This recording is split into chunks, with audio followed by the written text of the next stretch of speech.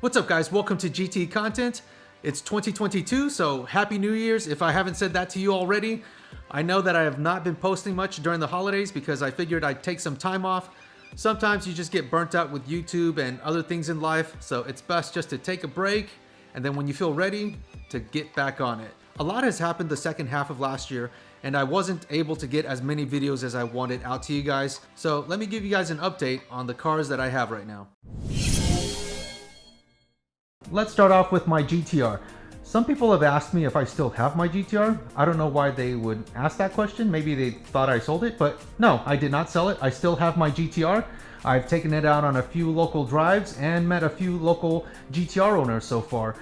I do plan to take it out hopefully to import face-off this year. That's if I have time because, you know, work sometimes gets in the way. But if I do have time, that's where I plan to go and hopefully have some fun.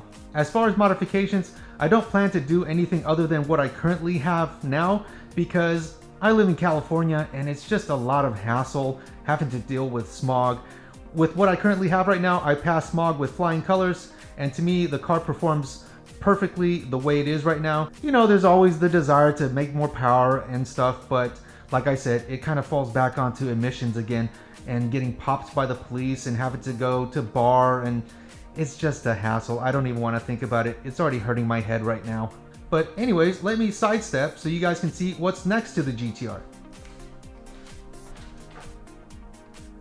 This is my Acura RDX. This replaced my Acura TSX. Like I said, a lot has happened last year. I got rid of my Acura TSX because you know why? It was a great car, but it just didn't work for my family. Yes, I know some of you guys may not be aware, but I am a family man.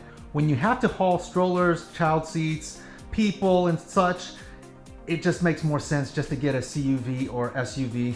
There was a lot of thought process that went into this because I truly loved my TSX. I wish I would have kept it, but it just didn't work because you know why? This is why. You see this area right here? This area makes the difference. With the TSX having just a trunk, I wasn't able to fit anything.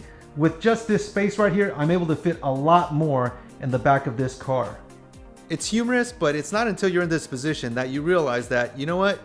You need to make life easier for yourself because it can be very frustrating at times. And this makes things just that much easier. I was hoping to do a car review comparing this to the TSX before I sold it, but you know what? Things happened and I wasn't able to have both cars at the same time to do that comparison. But I can do an RDX comparison if you guys are interested. Let me know in the comment section below and I'll make that happen for you. Notice anything white that's missing in this garage? And I don't mean the walls. Something white as in a truck. Yes, the Tacoma. I don't have the Tacoma anymore. I gave it to my mom. She's super happy. She's a suburban warrior right now. She goes over sidewalks, bumps, whatever, and she has no concern. She feels safe about it. The only concern that she has is that it sucks with fuel mileage. Yeah, but other than that, she's super happy with it. I'm a little saddened, but my mom deserves it. I do get to drive it here and there whenever she comes and visits, so I guess it's a give or take. I wish I had a bigger garage, but I don't. So let's go outside to look at the other two cars that I have. These are the two projects that I've been working on. Guess which one is which? Here's a better view. Which car do you think this one is? And what about this one over here? Which one is this? Let me start with this one first. This is my Project LS1 240SX. It is a 1995 240SX, so it's an S14. I did the swap back in 2009 and stopped driving it in 2013, and it sat for the longest time, and then I looked at it and figured, you know what, this thing needs paint anyway, so guess what I'm doing to it. As part of the paint job, I'm also doing an S14 Kooky conversion. I know, pretty cliche of me, right? And as you can see here, the LS1 has already been taken out and the engine bay has been sanded and all the coolant and any kind of tubing or piping has been removed for paint. I've stripped as much as I can just for paint. I've even removed windows in preparation for it, and all the interior has mostly been removed also. For the rear, I've already shaved the antenna. I've also shaved the third brake light off right here. I still need to shave the holes for the OEM wing that was on the rear of this trunk. It's pretty hard to find OEM kooky S14 taillights, so I've purchased aftermarket ones, which should be here in a few months. I've already moved the gas cap door also, and the door handles and everything. Painting a car has always been on my bucket list, so this is my opportunity right now. I already purchased everything that I need. I just hope it looks good after I'm done. As far as side skirts, I'm using these knockoff Navan, I don't know how you pronounce it, but Navan side skirts. And I really don't recommend it because I'm having to do a lot of fiberglass work in order to make them fit on my S14. As you can see here, there's fiberglass work right there and right there because I had to extend the side skirts. They were a little too short to my liking, and also at the ends because they were too tight, so I had to cut them to fix them. And over here, as you can see, in case you're wondering which side skirts these are the Duraflex ones. I highly do not recommend purchasing these.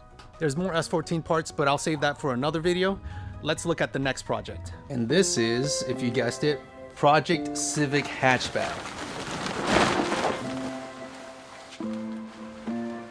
I know some of you guys have been asking a lot of questions about it, so let me show you guys what I've done so far. The K-Series and transmission is in already. This is a K24 from a TSX. It was a K20 for an RSX, but I decided to go 2.4. This is the all-wheel drive transmission from a Honda CR-V. Here's the rear mount. One issue I did run into with these mounts is I needed this bolt right here in order to get this to bolt up. As far as the bracketing goes, everything fit correctly. Here's the driver's side. I didn't have any problems with this bracket also. As far as header clearance, this is a OEM TSX header and it clears.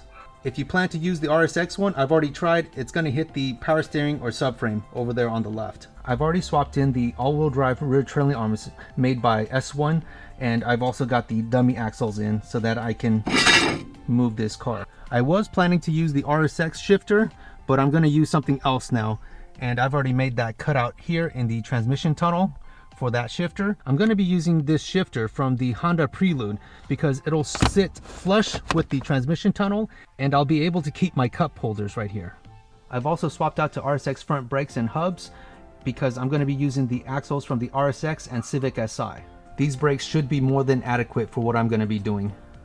It's really hard to paint right now because I don't have a temperature controlled room. For the Civic, the all-wheel drive stuff just requires a lot of fabrication, which I don't have time to do right now. So I'm thinking I might just have to get it running front-wheel drive first and then do the all-wheel drive stuff later. As much as I want to finish these two projects, I've got other priorities. Family, work, and then YouTube comes when it comes. Let me know if you have any questions in the comment section below and I'll try my best to answer. Let's go back inside. As I close the door on the garage, I realized that I forgot to tell you guys something about the Civic. I'm gonna pull that motor and transmission out.